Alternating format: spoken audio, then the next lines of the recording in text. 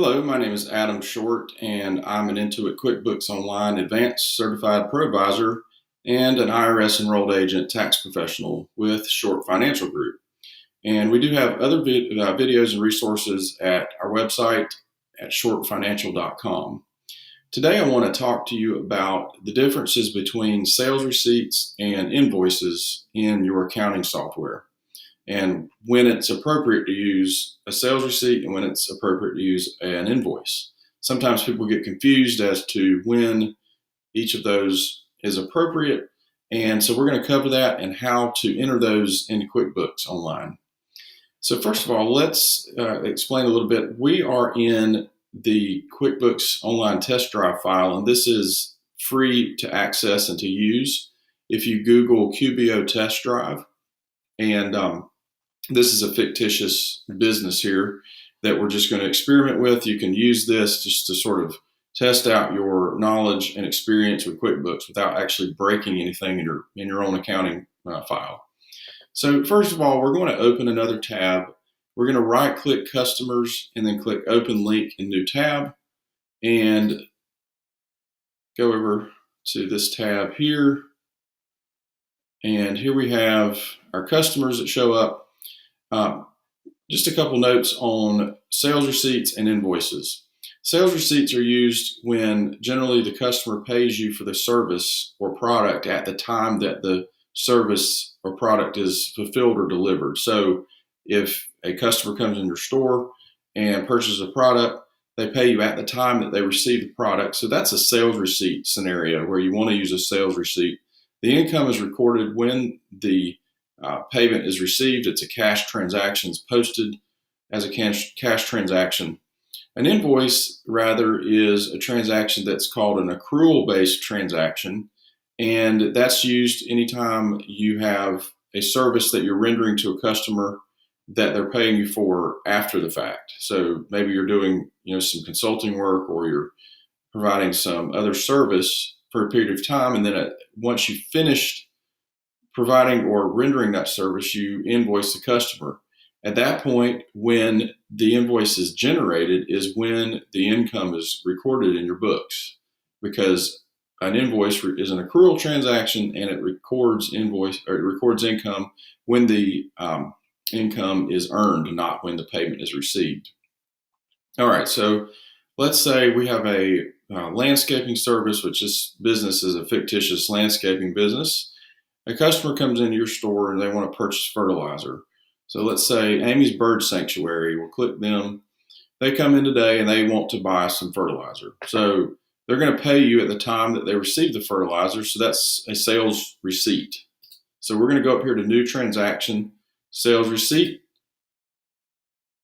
And then the screen will show up to fill in. We have our customer name and we have our email, and that's to send them a copy of the sales receipt once we finish. Billing address is self-populated from what you entered previously. And the sales receipt date, which is today, May 10th. And again, that's important because for tax purposes, if you're a cash basis taxpayer, you record income when the payment's received, when the funds are received, when the income is actually received. And so that's today, because they're paying you today when they come in their store to receive their product and pay for it. The payment method, let's say it's going to be cash. We don't have a reference number. Deposit to, we definitely want to use undeposited funds. That is the built-in tracking feature that QuickBooks Online uses to track all of the payments you've received and have not yet made it to the bank. So it's sort of a kind of a holding account. And once you go to the bank, you will make a bank deposit from undeposited funds.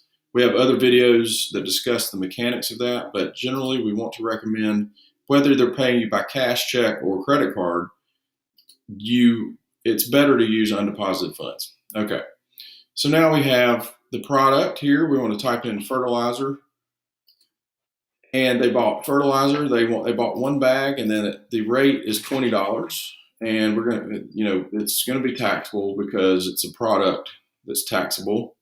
It self-populates our sales tax for California.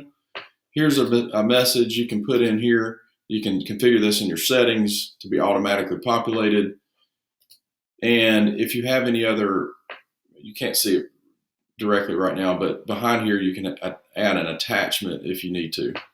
Okay, so we are finished, and we're going to click Save and Send. It's not going to let us send it in the test drive file, but this is what happens when you want to send this receipt to the customer.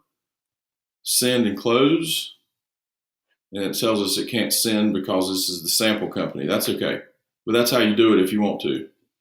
So now we have a sales receipt, May 10th, 2017, of $21.60, and that's been recorded. I'm going to click this transaction again. I want to show you what happened in the background. You can always do this with a transaction in QuickBooks. At the bottom on this black bar, we have several options. And then I'm going to click More. And right here is Transaction Journal. That will show us the debits and credits on the transaction. So with the sales receipt, we debited undeposited funds, and debiting a cash or asset account increases the balance, which makes sense. So we increased our undeposited funds, and then we credited or increased our income, which in this case was sales of product income.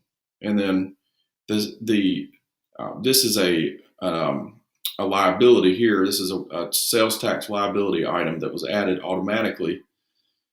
So here, these are the debits and credits on the transaction. So if you ever want to verify that the transaction was entered correctly in your books, that's how to do it. Okay, so now I'm just going to click Customers to go back to Customers. And then I'm going to show you an invoice very quickly. Let's say Bill's Windsurf Shop is another customer that we have. And let's say that we provide a service to him on a monthly basis where we go and service his landscaping and his yard and his plants and other things at his business. Well, in this case, we are on a monthly invoice arrangement where every month we invoice him for the services we performed during that month, and we invoice him at the end of the month. So I'm going to click New Transaction and Invoice. And again, this is because the customer is paying you for a service that you may not render at the time of payment. It may have been rendered prior to the invoice being sent, or it may be rendered after. You know, some businesses do pre-invoicing where they invoice the customer before the service is performed. So this is the invoice screen, very similar to the sales receipt, but the difference here is we are going to first record the invoice, and then you have a separate transaction to receive payment on that invoice. So here today is May 10th. The due date is 30 days out, which is net 30 of June the 9th. And in this case, we're going to type in here services, and design. We'll just say design services. And let's say we spent 10 hours that month at a rate of $50 an hour. And the total here is $500. Okay. And we have our email up here, so I can go ahead and save and send that invoice to Bill's surf shop. Send and close, and he will receive that email. I'm going to go very quickly back to this transaction to show you what happened in the transaction journal. Again, we click More down here at the bottom, Transaction Journal. And you'll notice the difference here is that the accounts receivable was debited or increased. So this means accounts receivable means amounts that are owed to you by your customers. So now we have $500 added to that account. And then for services, we credited that income account. So there's the debits and credits on that transaction. I hope this has been a helpful video to kind of go over the difference between sales receipts and invoices. We will cover additional details on this in other videos. Meanwhile, you can check us out at shortfinancial.com. Thanks for watching.